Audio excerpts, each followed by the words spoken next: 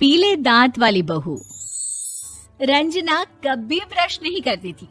उसे कितनी बार उसके माँ बाप ने डांटा, लेकिन उसका कोई असर उस पर होता ही नहीं था, जिस कारण से उसके दांत पीले पीले हो जाते हैं।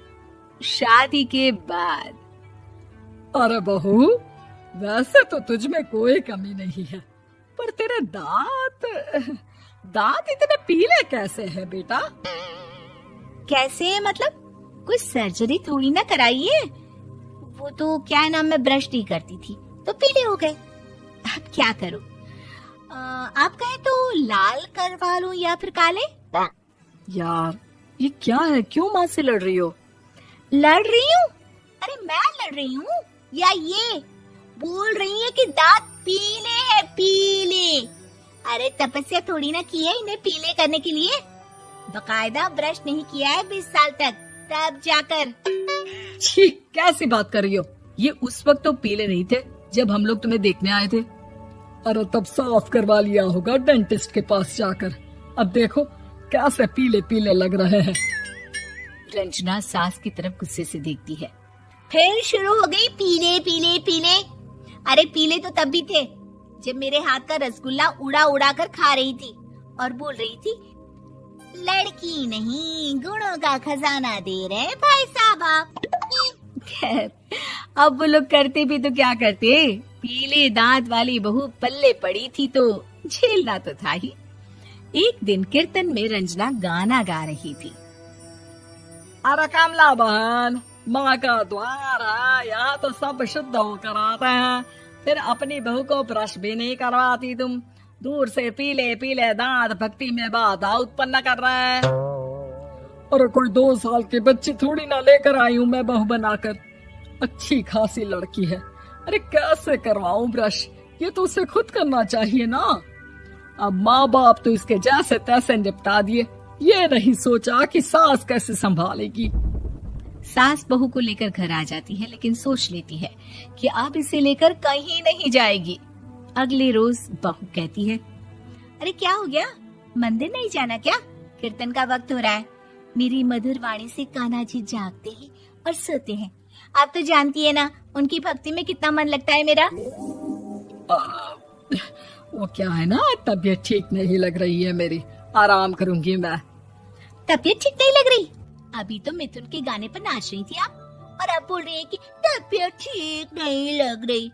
अरे भक्ति में मन लगा लो सासू माँ, ऊपर जाना है, क्या मुंह दिखाओगी आप? हाँ? सास को बहू की बात पर गुस्सा आ जाता है। मैं क्या मुंह दिखाऊंगी, इसकी चिंता तो ना कर, समझी? अपने मुंह की चिंता कर, जो ये पीले पीले दांत लेकर हर जगह पहुंच जाती है। पता है लोग कितना मजाक बनाते हैं। ना जी ना, मैं नहीं जाना कहीं तेरे साथ।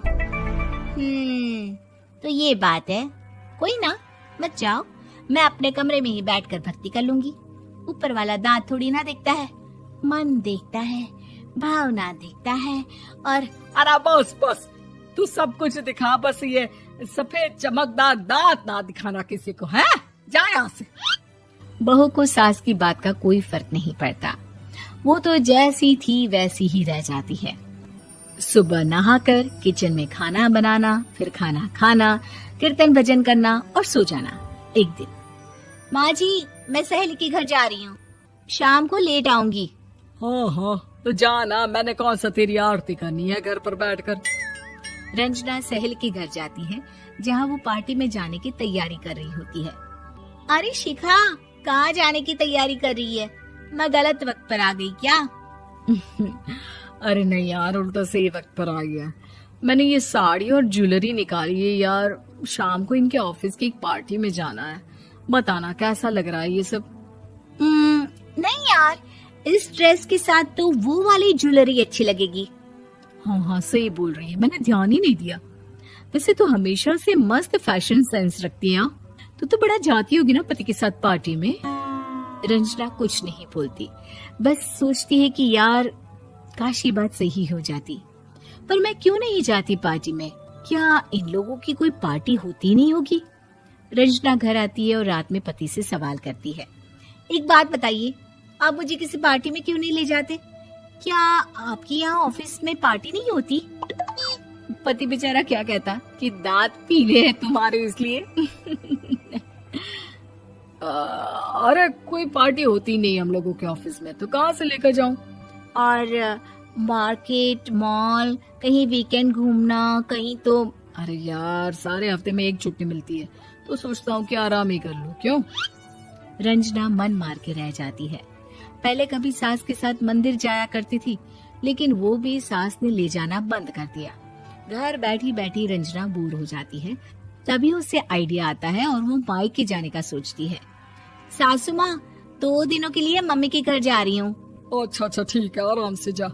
और हाँ, माँ से कुछ अच्छी आदत सीख कर आना कि कैसे शरीर के हर भाग की तरह दांतों की सफाई भी जरूरी होती है, समझी? शुरू हो गई ना आप। वो लोग आपकी तरह नहीं है कि छोटी छोटी बात का बतंगड़ बना दे। उन लोगों के लिए मैं मायने रखती हूँ, ना कि मेरे पीले पीले दांत। रंजना माँ को बिना बताए उन लोगों को सरप्राइज देती है, लेकिन जैसे ही वो दरवाजे पर पहुंचती है, अंदर देखती है कि घर वाले कहीं जा रहे होते हैं।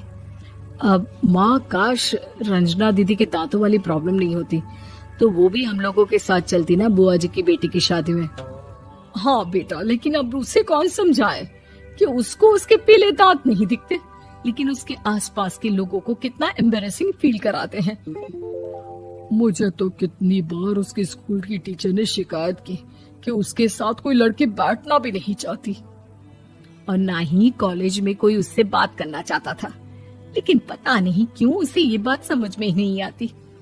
कोई कमी नहीं है उस लड़की में, बस यही कि दांत पीले हैं। वो तो भला हो जीजा जी और उनकी माँ का, जो दीदी को जैसी है वैसे ही रखा हुआ है।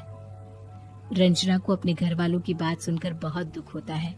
वो सोचती है कि वो क्या करे, लेकिन फिर वो सीधा डेंटिस्ट के पास जाती है, अपने दांत चमकाती है और कसम खाती है कि वो रोज ब्रश करेगी। अरे क्या हो गया? तुम तो 2 दिनों के लिए गई थी ना, पर कोई ना, अच्छा है, चलो आ गई तो। रंजना सास के सामने आकर खड़ी हो जाती है और पूरी स्माइल करती है, उसके चमकदार दांतों को दिखाती हुई। हैं? चले मंदिर।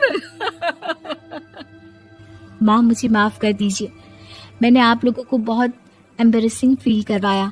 मैं आज से रोज ब्रश करूंगी।